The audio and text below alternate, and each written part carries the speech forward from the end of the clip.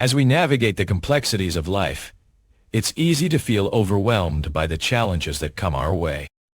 In Psalm 34:19, King David penned a profound truth that resonates with us all. Many are the afflictions of the righteous. These words offer a poignant reminder that difficulties and hardships are an integral part of the journey for those who strive to live a virtuous life. What does it mean to be righteous in this context? Is it merely about following rules or keeping a long list of do's and don'ts? Not quite. The Bible defines righteousness as living a life that honors God, marked by qualities like compassion, kindness, and integrity.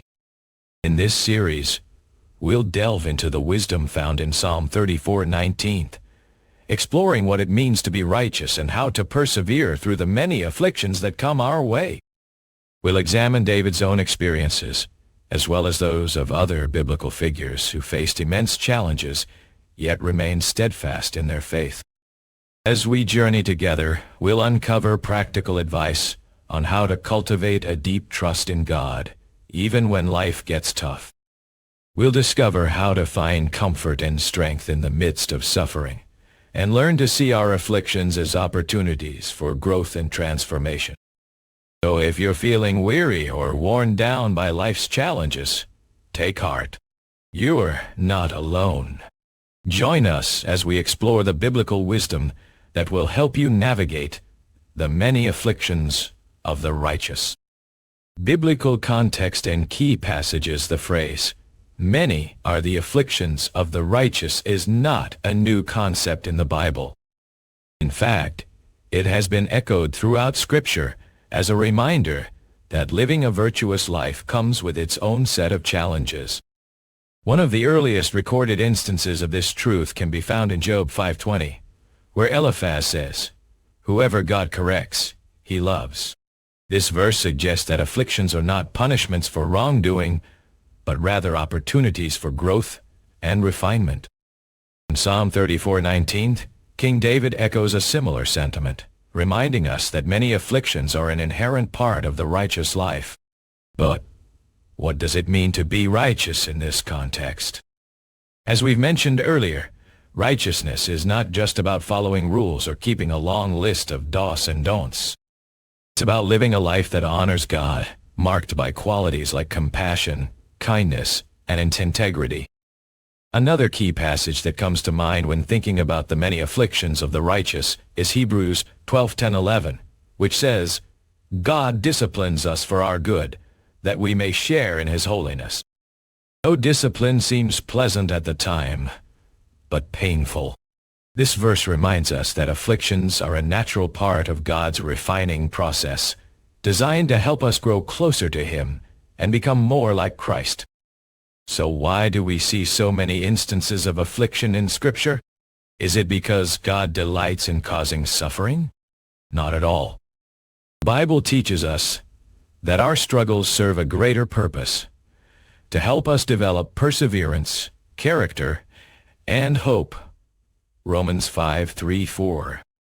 Psalm 119:71 says, "It was good for me to be afflicted so that I might learn your decrees." In Isaiah 40:1, God reassures His people, saying, "So do not fear, for I am with you. Do not be frightened, for I am your God. I will strengthen you and help you. I will uphold you with my righteous right hand." Meaning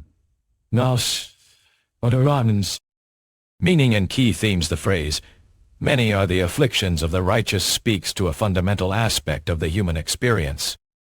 In essence, it acknowledges that difficulties and hardships are an inherent part of life for those who strive to live a virtuous and God-honoring lifestyle. This concept is not unique to Psalm 34:19, but is echoed throughout Scripture as a reminder that our faith journey will inevitably involve challenges. One of the primary themes of this passage is the idea that afflictions are not random or arbitrary events, but rather an intentional part of God's refining process. As we've seen in various biblical accounts, difficulties serve to help us develop perseverance, character, and hope, Romans 5:3-4. They provide opportunities for growth, transformation, and a deeper understanding of God's love and sovereignty.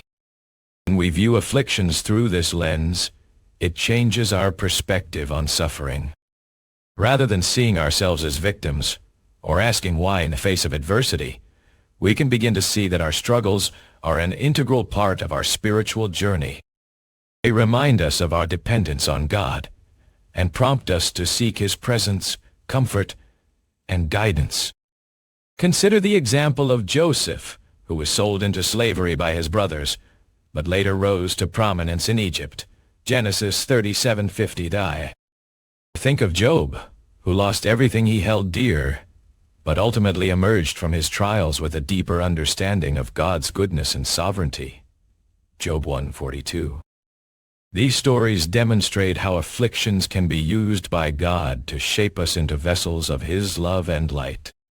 The phrase, "Many are the afflictions of the righteous," also speaks to the idea that our struggles are not unique or isolated events. Rather, they form part of a larger narrative of faith, one that is shared by countless individuals throughout history who have walked this same path. As we navigate our own afflictions, it's essential to remember that we're not alone in our struggles. We can draw strength and encouragement from the stories of those who have come before us, finding comfort in their testimonies and lessons learned. Practical application today.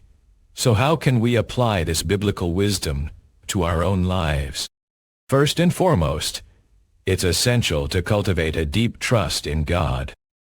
When afflictions come our way, it's natural to wonder if we've done something wrong or if God has abandoned us. The Bible teaches us that our struggles serve a greater purpose, to help us grow closer to Him. As we face challenges, we can choose to respond with hope and perseverance rather than fear and frustration. We can ask ourselves, what is God trying to teach me through this experience? Or how can I use this struggle as an opportunity for growth? By shifting our perspective in this way, we open ourselves up to the transformative power of afflictions. Another practical application of this wisdom involves learning to see our struggles as opportunities for growth and transformation. This might mean being more intentional about seeking God's guidance and comfort, or finding ways to use our experiences to bless others.